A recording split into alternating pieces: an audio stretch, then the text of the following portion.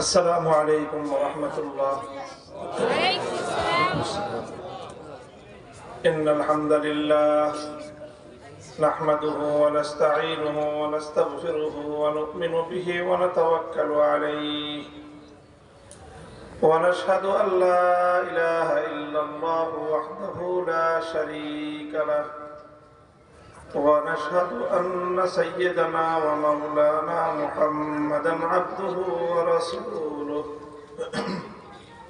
صلى الله تعالى عليه وعلى آله وأصحابه وبارك وسلم تسليما كثيرا. أما بعد فأعوذ بالله من الشيطان الرجيم. بسم الله الرحمن الرحيم. ألم تر إلى الذين يزعمون أنهم آمنوا بما أنزل إليك وما أنزل من قبلك يريدون أن يتحاكموا إلى الطاغوت وقد أمروا أن يكفروا به ويريد الشيطان أن يضلهم ضلالا بعيدا. بارك الله لنا ولكم في القرآن العظيم ونفعنا وإياكم بالآيات والذكر الحكيم. اللهم صل على محمد وعلى آل محمد كما صليت على إبراهيم وعلى آل إبراهيم إنك حميد مجيد. اللهم بارك على محمد وعلى آل محمد كما باركت على إبراهيم وعلى آل إبراهيم إنك حميد مجيد. محترم সভাপতি, উপস্থিত হযরত উলামায়ে কেরাম, সম্মানিত শ্রদ্ধাভাজন বয়োজ্যেষ্ঠ মুরব্বী সাহেবান, সমবেত ইসলাম প্রিয়, কোরআন প্রেমিক, নবী প্রেমিক, তাওহীদি মুসলমান ভাই ও বন্ধুগণ, পর্দার অন্তরাল ও বাসাবাড়িতে অবস্থানরত আমার সম্মানিত মা ও বোনেরা, আল্লাহ পাক রব্বুল আলামিনের শুকরিয়া আদায় করি, যেই মহান রব্বুল আলামিন আমাদেরকে তৌফিক দান করেছেন আমরা 2 দিন ব্যাপী এই মাহফিলে আজকে শেষ দিবসে এখানে উপস্থিত হওয়ার সৌভাগ্য লাভ করেছি। দেশের বরেণ্য আলেমদের কাছ থেকে গুরুত্বপূর্ণ আলোচনা, ঈমান বৃদ্ধিকারী আলোচনা আমরা শুনেছি। নেক লোকদের সংস্পর্শে, দ্বীনি পরিবেশে জীবনের কিছু মূল্যবান সময় কাটানোর সুযোগ পেয়েছি।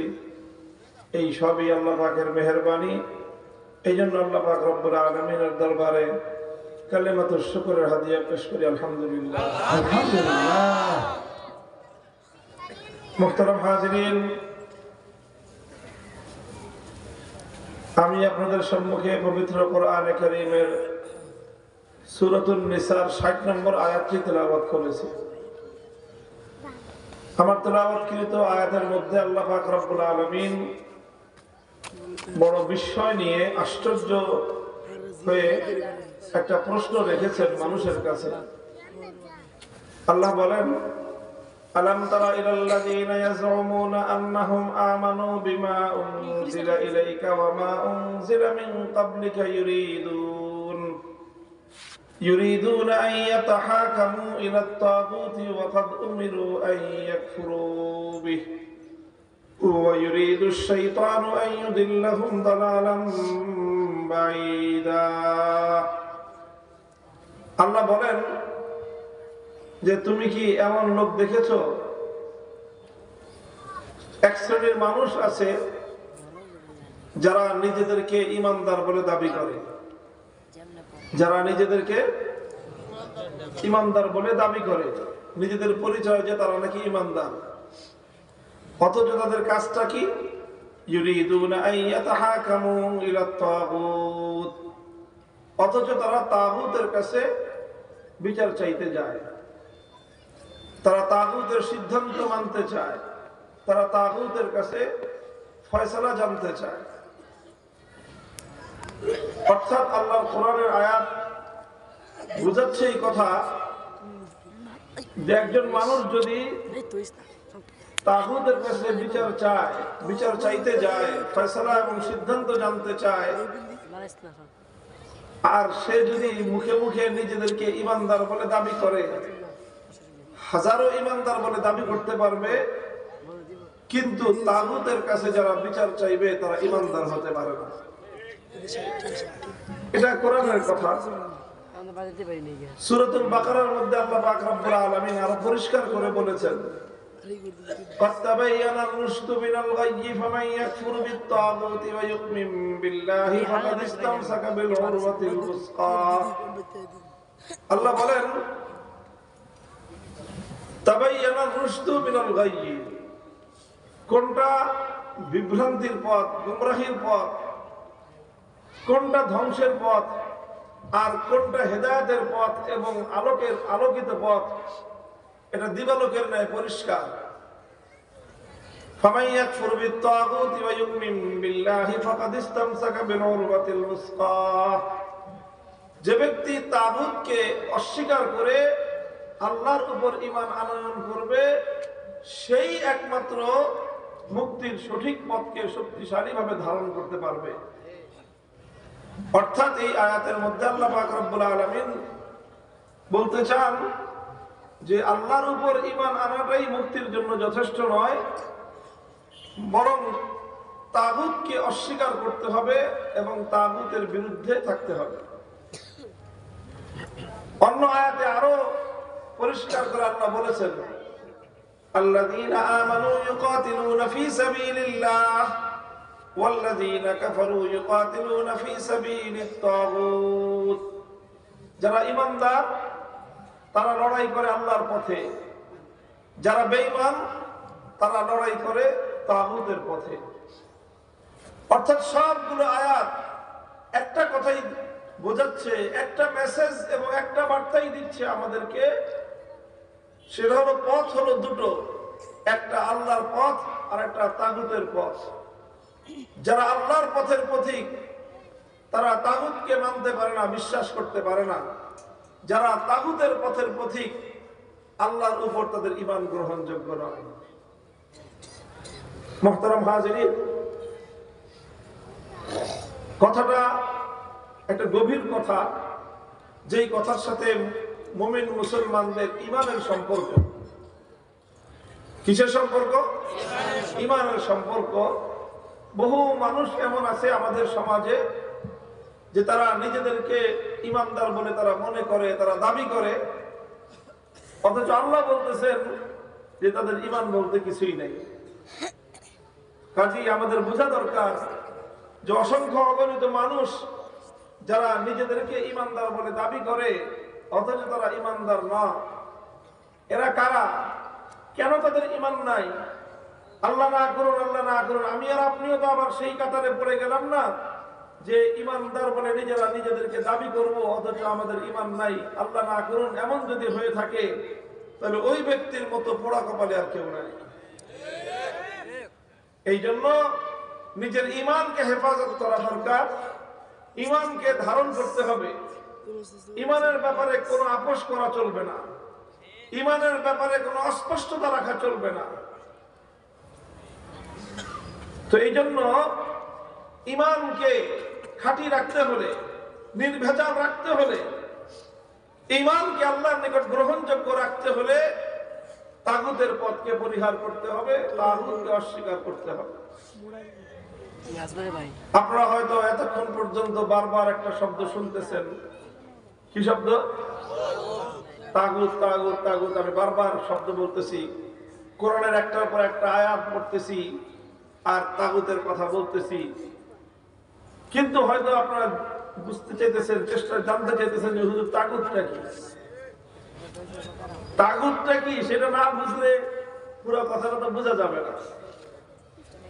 আমিও তাগুতের পরিচয় দিতে একটু বিলম্ব করতেছি, যাতে আপনাদের মধ্যে প্রশ্নটা তৈরি হয় যে তাগুতটা কি। আল্লাহর কোরআনে যে এতগুলি আয়াতের মধ্যে আল্লাহ পাক রব্বুল আলামিন তাগুতের কথা বললেন এবং তাগুতের পথ পরিহার করতে বললেন, তাগুতকে অস্বীকার করতে বললেন, তো কোরআনের মধ্যে এত জায়গায় বললেন আমরা তাগুতকে চিনি না, ব্যাপারটা কেমন হয়ে গেল না?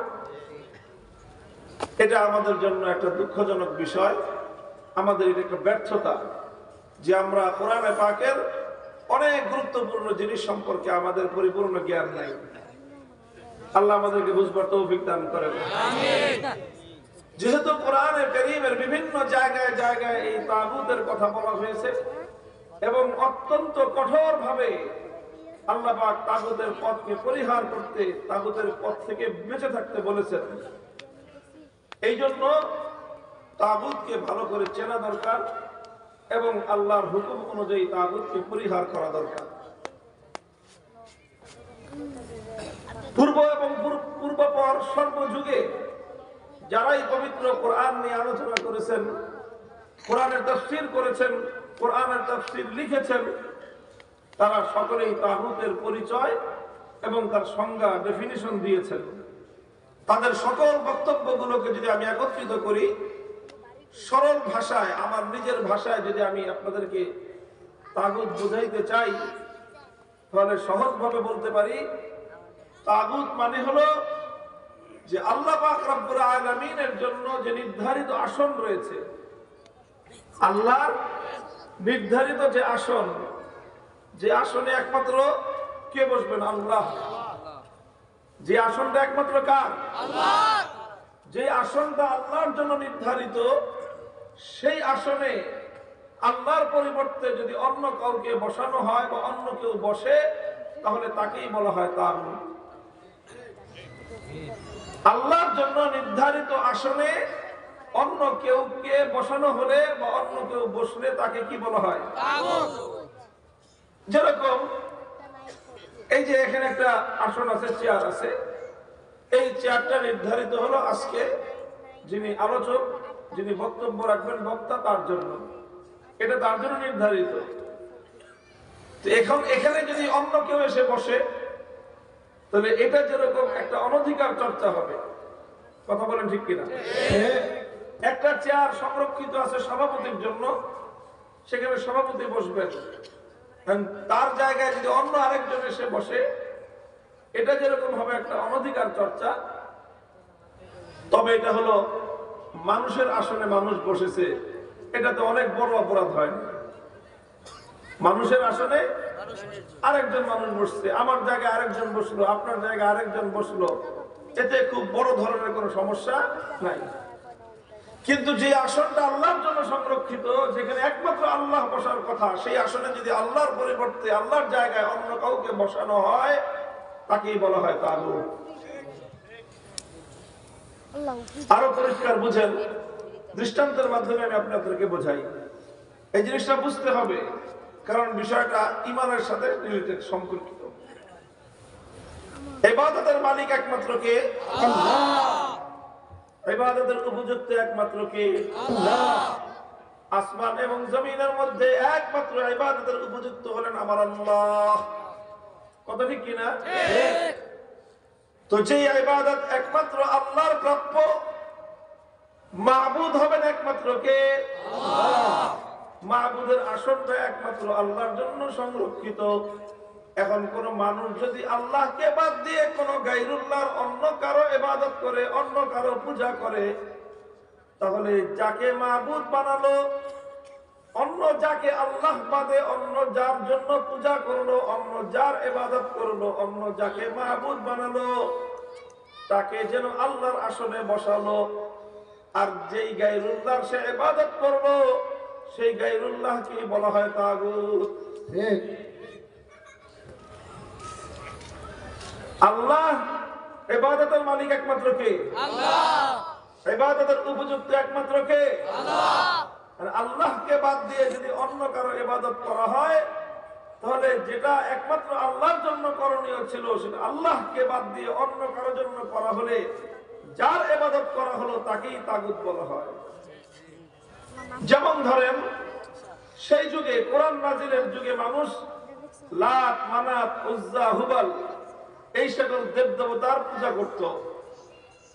অথচ ইবাদত একমাত্র কার প্রাপ্য? আল্লাহকে বাদ দিয়ে যখন লাতের পূজা করা হলো তখন লাতকে বলা হয় তাগুত।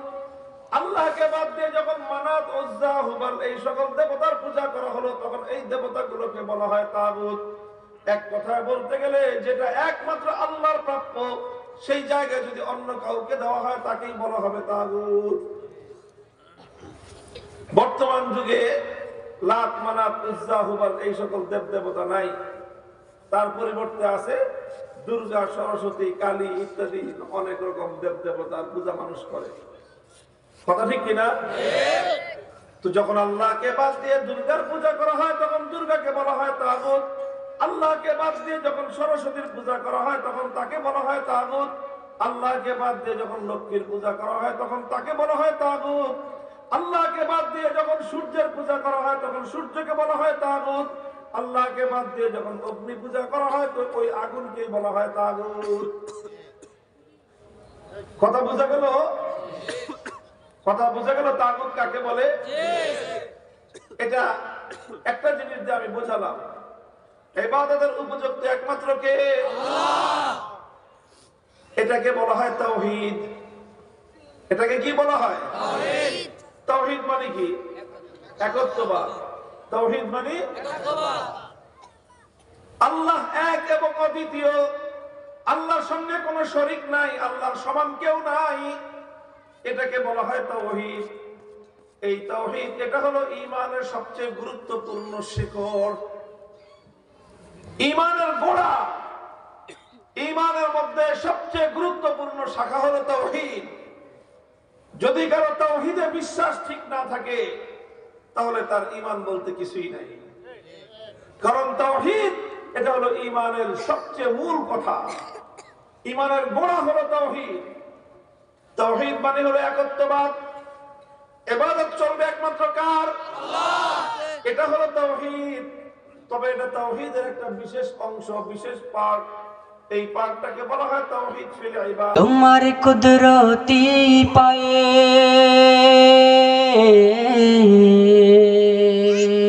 সিজদাতে মাথা